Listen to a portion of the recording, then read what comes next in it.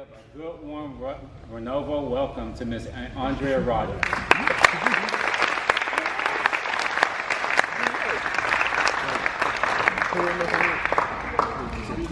Thanks, Al. I'm going to try to talk loud enough for everybody to hear me. I want this to be interactive, so if I ask a question, don't feel like you have to raise your hand, just like yell out an answer. I have teenagers, 3 of them. I work with teenagers, I speak to teenagers, I used to teach teenagers. So you guys are like my favorite people because you are just smart enough to know a little bit, but not smart enough to hold back.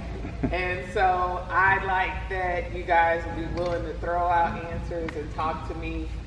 Just a little bit about me. I am a life coach, and people say, well, what is that? What's a life coach?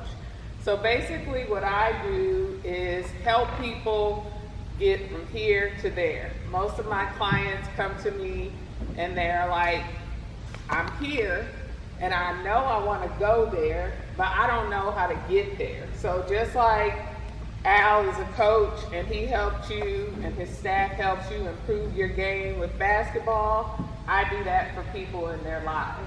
So some people struggle with anxiety, depression, grief. Some people struggle with anger, or maybe they're having problems in their relationships or stressed out at work. So I help them to work through that and improve the quality of their life. And I just want to say to all of you guys, kudos to you for being here, surviving everything that COVID tossed your way. It's a tough time to be a kid. You guys got robbed of a lot of things that people normally have, right? Just end of school year things. Some of you involuntarily became homeschooled. Some of you missed graduations or proms or dances or all of these things. And so when I'm working with teenagers, one of the main things I talk to them about is just feeling your feelings. And I know you may be like, oh, I don't want to feel my feelings. But I will say this, most of my adult clients who need help feeling their feelings is because they didn't learn to feel them at this age. So feeling your feelings is a normal part of being human. It's not something you should be afraid of or scared of. Your parents invest a lot in you to help you succeed on the court, but one day you may not be on the court anymore, but your feelings will always be with you. So make sure you feel your feelings, and I'm going to say that especially to the boys, because boys don't have a harder time feeling their feelings. They have a harder time finding a safe place to express those feelings.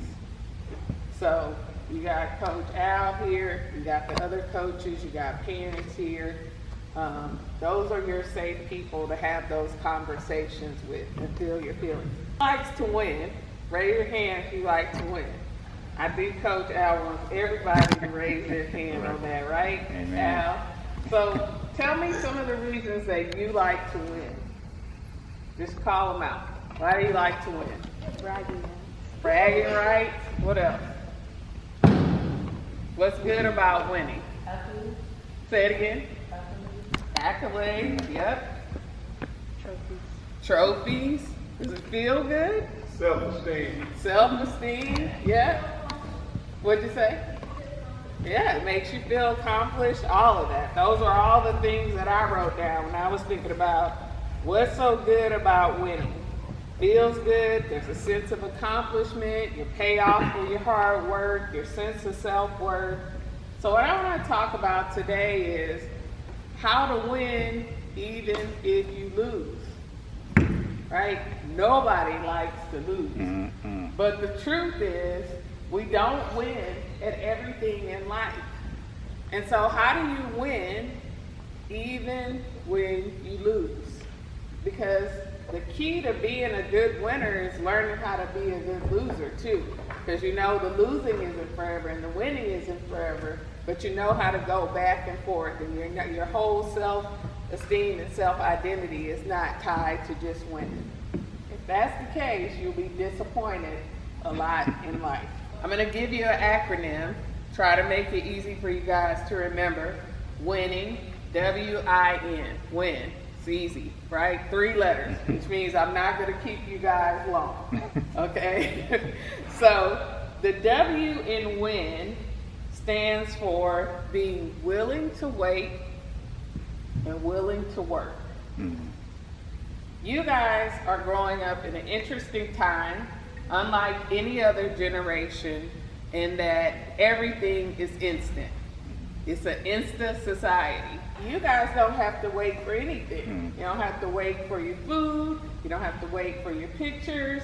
You don't even really have to wait for your parents. Now we got things like Uber and Lyft, and it's like, you know, we didn't have that. If a friend couldn't drop you off or a parent couldn't take you, you weren't going. But now we have this society that makes everything seem like it's instant. And when you think you can have everything instantly, it makes it hard to wait. But the truth is that God's ways don't change. So there's always a seed time and a harvest time. Now they have genetically modified foods where you don't even have to plant a seed. You can grow food in a lab, right? So another way that it feels like I don't have to work or wait for anything. I can just find a way to concoct what I want in a way that's not the way things are naturally designed.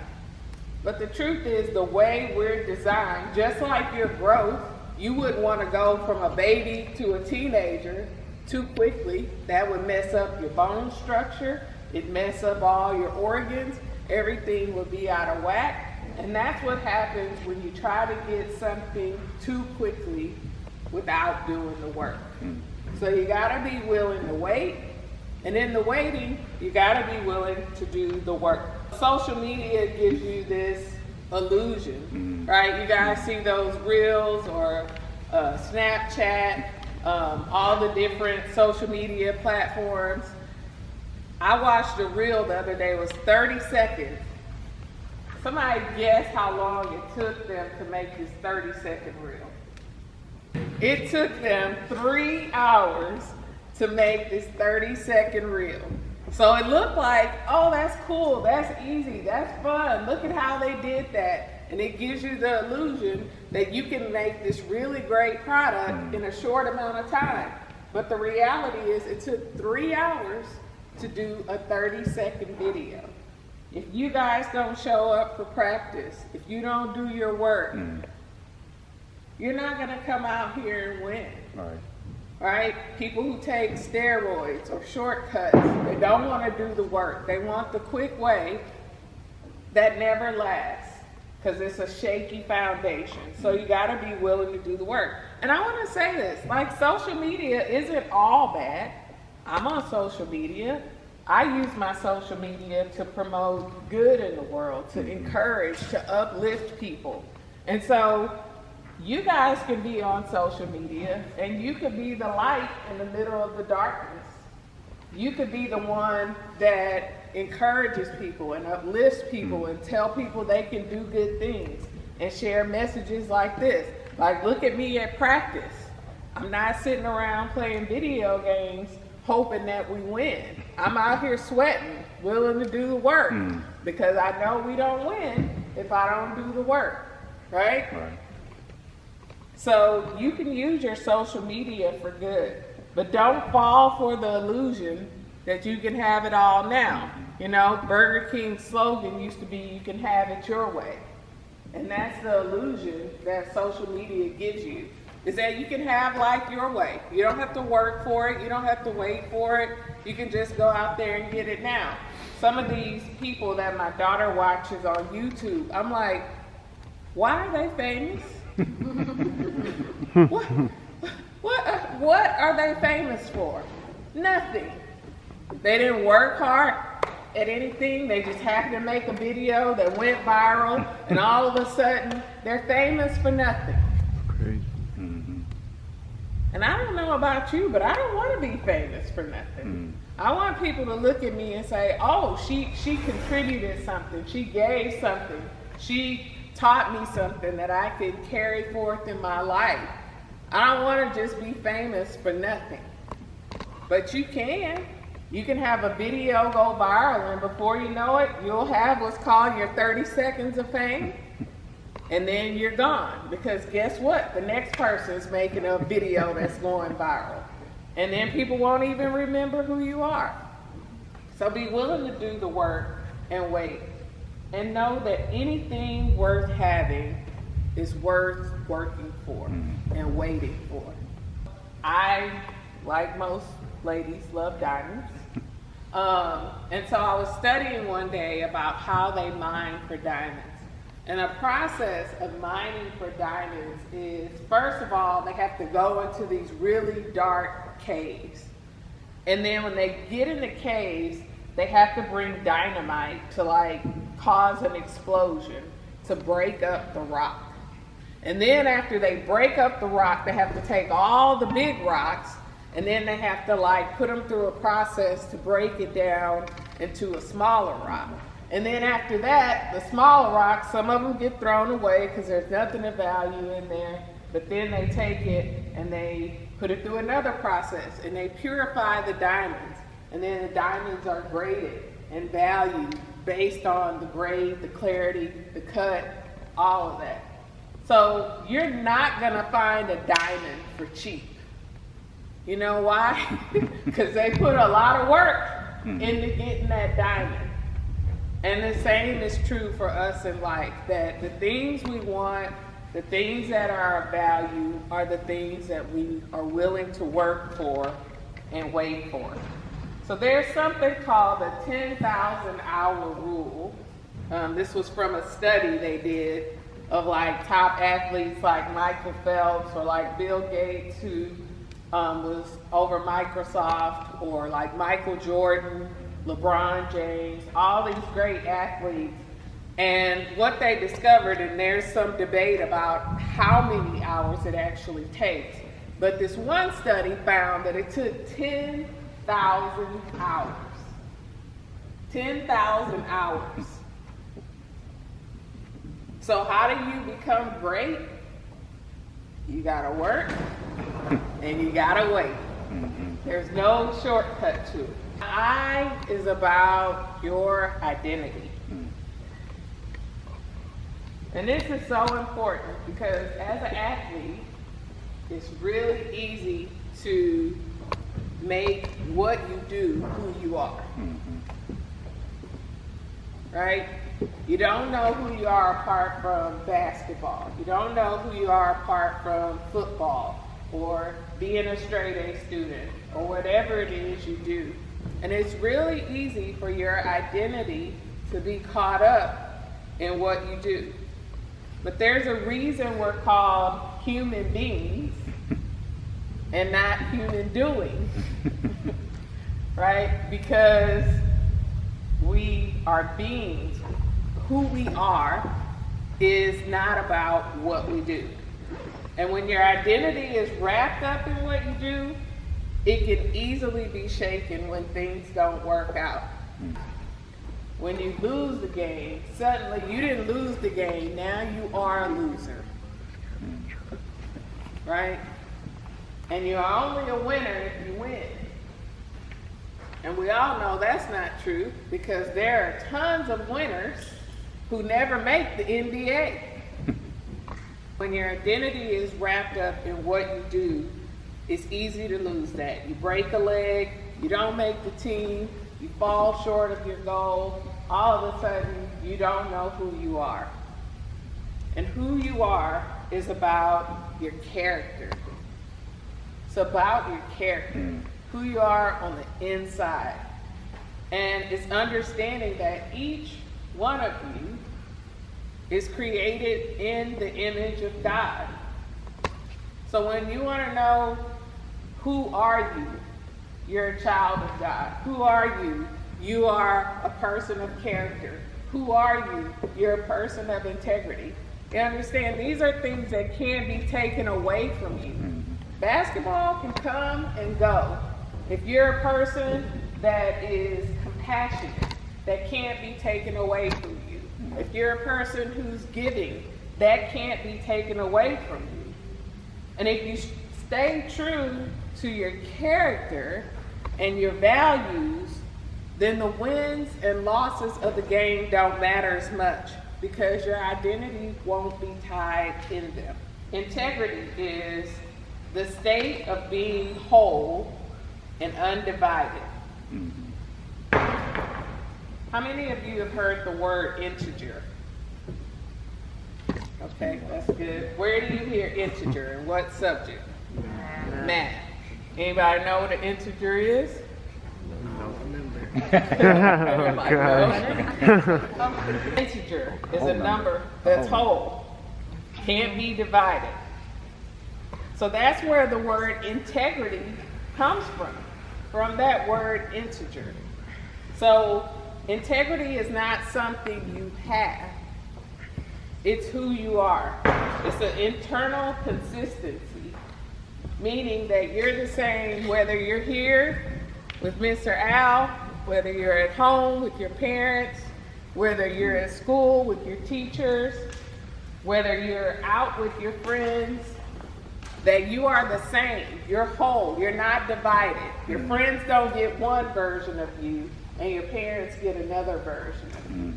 So integrity is about who you are. You walk in integrity. You live in integrity.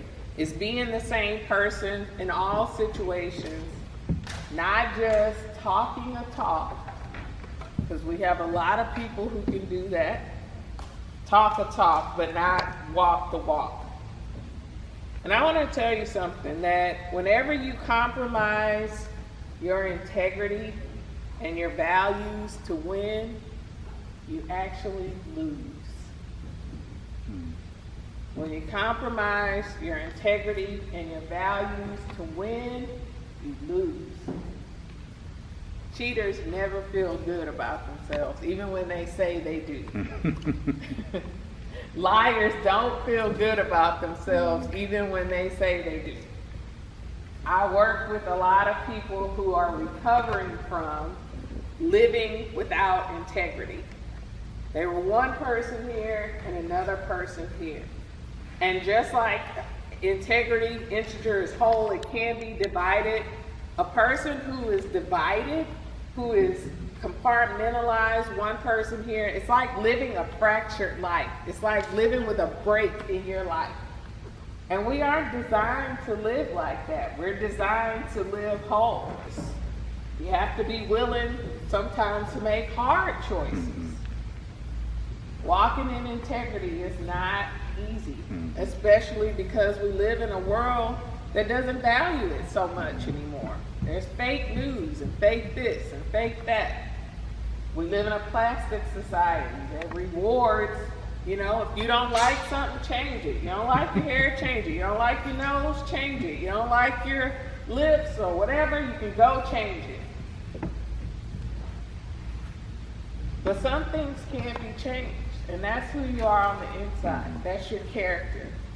So when we talk about winning, how do you win even if you lose? You're willing to work and to wait. You're secure in your identity. You know who you are, not what you do. And if you don't know who you are, parents, it's a good conversation to have with your kids. One of my favorite teachers, every day she would say to her son, "Who are you?" And she would recite this, you are this, and you are that, and you are this, and you are that. And she said it to her boys every single day before they walked out the door. So when they left for college, guess what? She didn't have to say it to them anymore. They could say it back to her. She'd say, "Who are you?" And they say, "I am this, I am that, I am this, I'm that." You gotta know who you are. Because one day your parents won't be there, and you have to make a decision.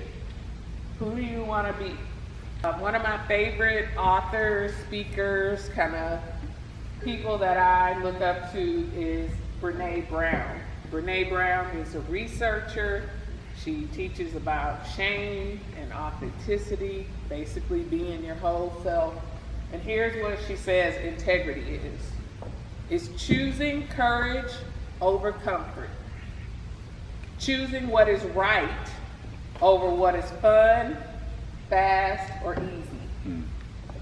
And choosing to practice our values rather than simply professing them. But the end is about being able to say no. Being able to say no.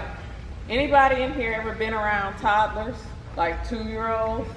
What's a 2-year-old's favorite word? No, baby. No. No, that's right. No, and mine. No and mine. Yeah. Those are the things that toddlers say all the time. Real easy for a toddler to set a boundary. Nope, this is mine, right? This is where I start and you end. You stay over there. No.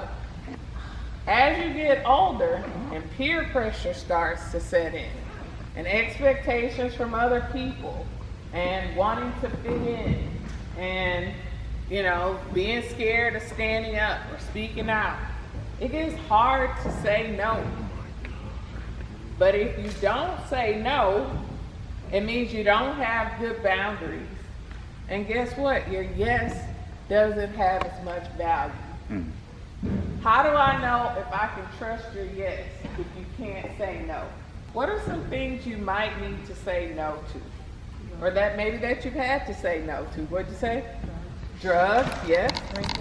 Drinking. What else? Favors. What'd you say? Favors. Favors, yes. My brother was telling me a story the other day, which was pretty funny. He said my nephew went to the dentist, and the dentist was talking about flossing. And he was like, do I have to floss every day? And she was like, yes.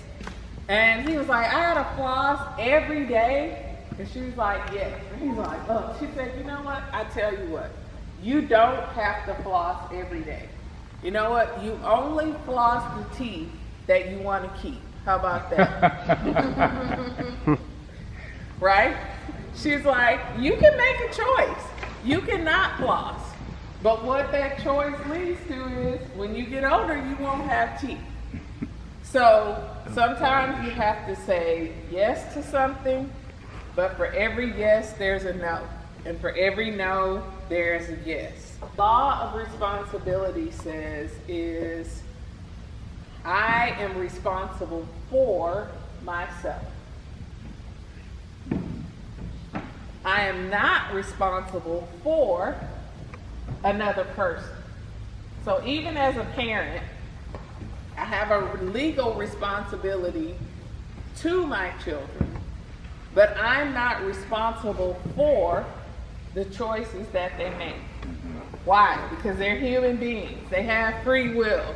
They get to make their choice. I'm not responsible for that, but I have a responsibility to them. And sometimes when you're a teenager, and this is where I'm going to turn to the girls more, you feel like you're responsible for another person. I don't want to hurt their feelings. I don't want them to be mad. I don't want this or I don't want that. Like you have a responsibility for someone else. Your responsibility is for yourself. You have a responsibility to one another, how you behave in relationship, how you treat each other, but you are not responsible for each other. Other people. Like the referees? Right, the referees, yeah. Like the referees. Show up for practice. Oh, my mom, she did this and she did that. Right? Where's your uniform? Oh, my mom didn't wash my clothes. Oh man, we get that all the time. We get that all the time. Al paid me to say that. So that in and when means that you have to be willing to say no. I'm going to tell you some popular things that are really hard to say no to. People pleasing is when you do what you think other people want you to do. When you do something for the sake of being liked or approved of by another person. Okay? Gotta say no to people pleasing. Because guess what? When those consequences come, those people that you were trying to please, they're not gonna be there to take the consequences. Your friend says, let me cheat off your work. They look over, want to cheat on your paper, you're whispering the answer to them. Teacher's not gonna get the one you were whispering to, they're gonna get you. Because you were the one talking. Somebody says, oh, hold my weed, hold this in your bag. You got a bag, I don't. Guess what? When the police come, they're not gonna say, oh, this is my friend, she didn't have a bag. Nope, not gonna care about that. Nope. So you gotta say no to people pleasing. But I'm gonna challenge you guys to say no to it. This idea of public ridicule. This is the thing that I hate about social media. Back in the day, if I fell, if you weren't there to see it, that's all the embarrassment I had to live with. Right? I fell, only the people who were there saw me fall. I could get up, pick my dignity up, go, keep on going. Now, if I fall and somebody has a phone, guess what? They record it, they put it on social media, they add music to it, they make a dance with it, you know? And all of a sudden, I went viral for the most embarrassing moment in my life. It's funny for everybody else, but not that person who's being ridiculed. And none of us wants our most embarrassing moment to live forever. So I'm gonna ask you guys to say no to ridiculing people in public. Nobody wants to live with that. The other thing is disrespecting others. We can disagree without being disrespectful. Right. You can say, I disagree with that, and keep moving. You don't have to call anybody a name. You don't have to shame them and point them out. I wish more adults understood this, actually. Right. But saying no to just like bullying people. And the other thing is, you know, you learn to listen with the same passion that you want to be heard. At an all-time high right now, coronavirus, being under quarantine, really shorten people's ability to like connect and have empathy with each other, right? We're all stressed from being in the house and not being able to go anywhere and seeing people die every day. But these are the kinds of things that reduce people's ability to have compassion and be caring for one another. So learn to listen with the same passion that you want to be heard. Another thing to say no to, cancel culture. Oh my gosh. You can't make a mistake. You make one mistake, that's it. You're out, you're done. No more, you're ruined. You know, everybody jumps on the bandwagon. Oh, that's horrible. Don't even know the facts. Why are you mad at that person? I don't know. I mean, my daughter was saying this. She was like, I'm amazed at how many people hate certain presidents. They weren't even alive when that person was president.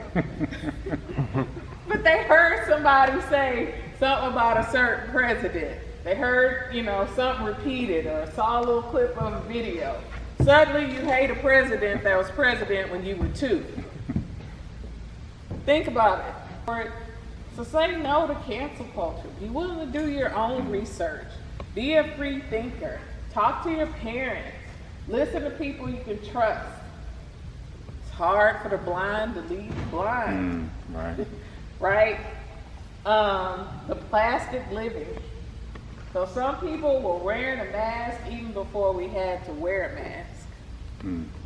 Pretending to be somebody else. Pretending to be who they thought they needed to be to get approval or get likes. Say no to the sense of entitlement. Like somebody owes you something. You deserve. I deserve this. Based on what? Based on what? So the entitlement. Believing everything you see without being willing to do your research. The last thing I'm gonna say no to is unlimited screen time. I know that's not popular. My kids are like, oh, remember they were just saying last night, when they were younger, they could only have 30 minutes of screen time. And I told them, that's why you have a brain now. Right. That's why your brain works. You can thank me later. I cannot tell you guys the damage that I see on my end for what that screen time does to your brain, what it does to your sense of identity, what it does to your anxiety.